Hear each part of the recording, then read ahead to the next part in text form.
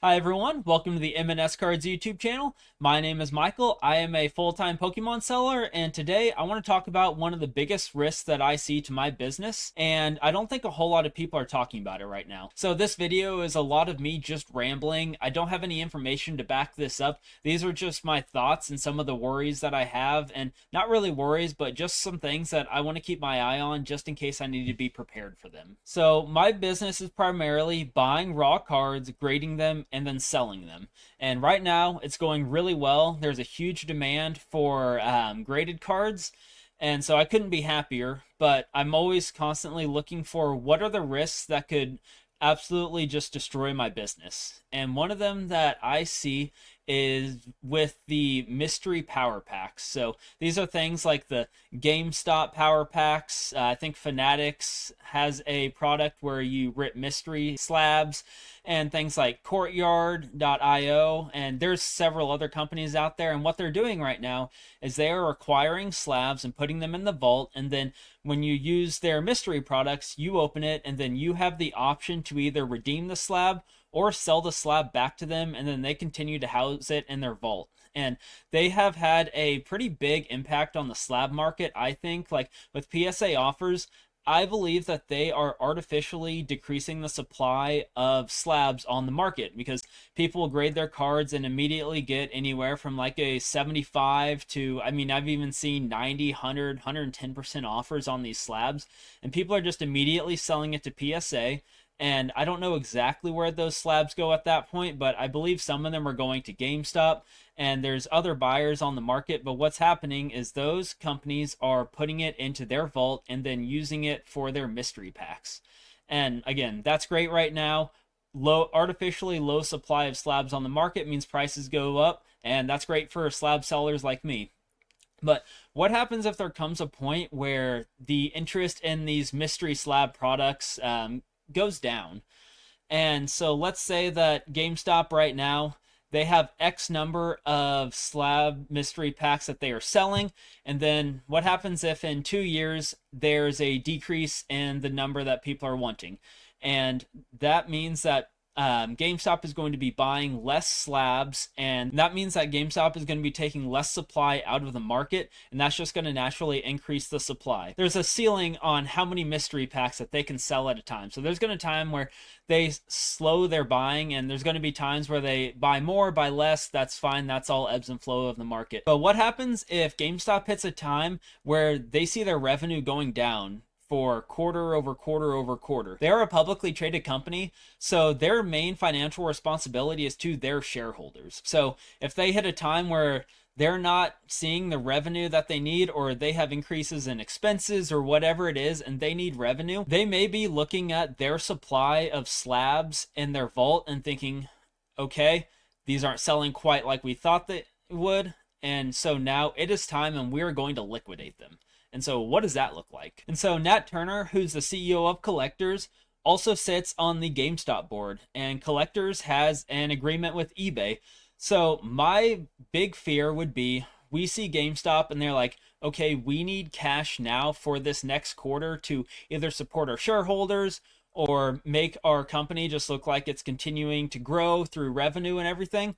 So they contact Collectors and say, hey, we want to use the PSA vault and we're liquidating this amount of slabs. And all of a sudden, we see a ton of slabs hit the market out of nowhere that we did not expect to see. So if GameStop is smart about it, the hope would be, okay, we're going to auction off X number of slabs over the course of a month or two and hopefully not completely crash the market. But what happens if it's like, no, we are in crunch time. We need liquidity right now. We're auctioning them off. We don't care what it's going to do. We're going to take whatever the market will give us. And I think that that would be pretty scary. People don't want to hear this, but I think at that point you could actually see PSA 10s go below raw price for a lot of cards, especially like these high pop modern cards right now.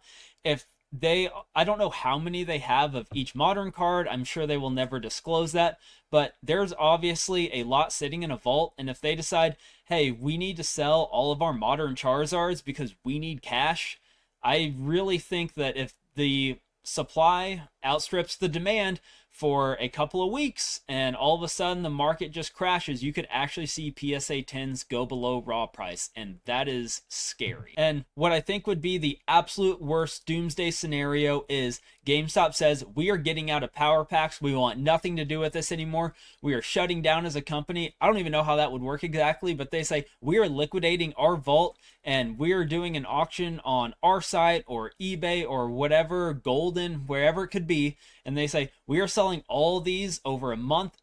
Every single slab has to be gone. Come and get them. And I think at that point, you would see the market absolutely crumble for graded cards, and probably the whole Pokemon sports, the whole Pokemon hobby would probably take a huge hit, and it would take a while to recover from that.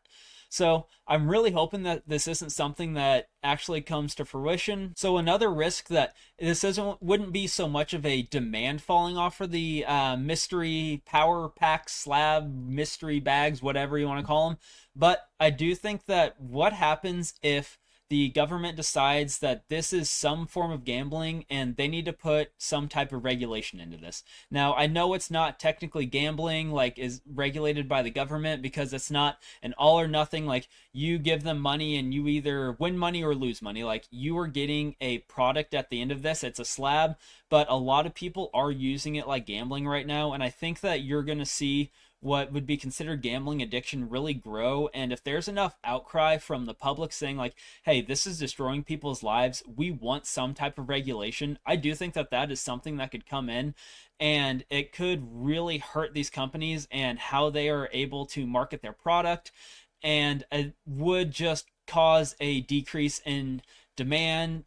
Well, maybe not so much demand, but the accessibility of this to a lot of people would go down. And I think that's another thing that isn't really talked about a whole lot, is what happens if there is regulation. How does GameStop adapt? What would they do to continue to have this product? Or would they say like, hey, we don't think that we can reasonably do this legally, so we're just going to, again, liquidate all of our slabs. Like, that's another scenario where if GameStop and Fanatics and Courtyard and all these companies say like, okay, all of us at the same time, we don't want to deal with regulation. We are selling all of our slabs. We're getting out of the game. We're going to take whatever the market can give us. Like, that is another scary scenario that, again, I don't think it's going to happen, but as someone who's running a business and this is my full-time income, then I have to be aware of these risks and keep my ear to the ground on some of the things that are coming. And if this starts to become something that picks up steam, like, I will definitely keep an eye on it and say, okay, do I need to start selling slabs before I think this is going to come? Or is this something where I really don't think there's going to be a big push for this, and there's always going to be rumors and grumblings about like, okay, like this is something we have to have, and it never really comes. So we'll see what the market does. Right now it's doing great. Slabs are red hot. They're starting to move up again on a lot of the ones that I have. So market's great. Enjoy it while it's good. It won't always be like this, but I've got things to do. I'm sure you do too. So get after it and have a good one.